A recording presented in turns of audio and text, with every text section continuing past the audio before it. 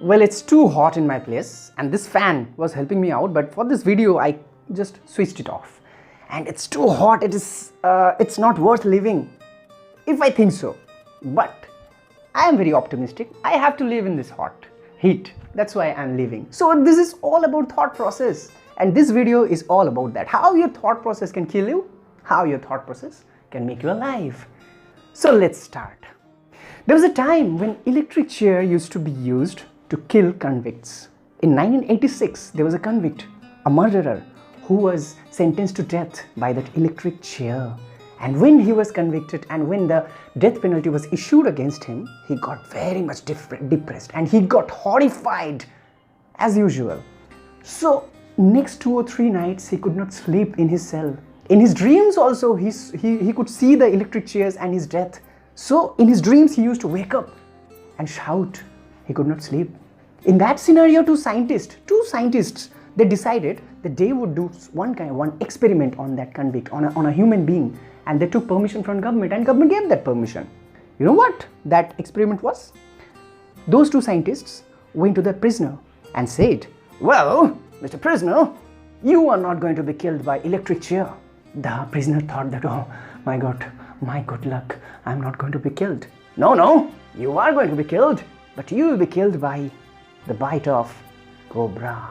Now the prisoner saw a new thing, experienced a new thing. Now he was thinking that, my God, this is more dangerous because electric chair was easy.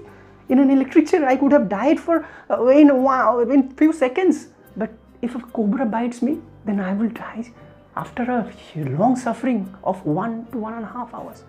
The poison would go into my cells, go into my blood, and then it would go into my brain, and after that something would come out from my mouth. After suffering, I will die. He was thinking like that. And next 2-3 nights, again he could not sleep.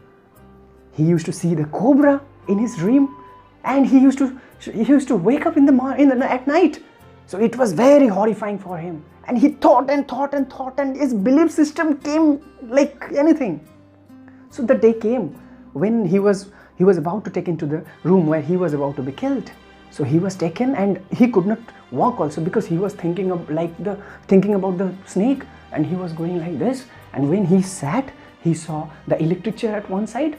That was not the thing that he was about to be killed with, but snake was there. And his dream was coming true. When the snake came in front of him, he just saw the snake hissing, and he was thinking about his death. He was thinking that how he would die. And it was horrifying for him. After that, his eyes were closed with black cloth. And now he was tied with the chair and he was getting ready to be killed. Like this. And the twist came. The scientists, they decided that they would not make the cobra bite him.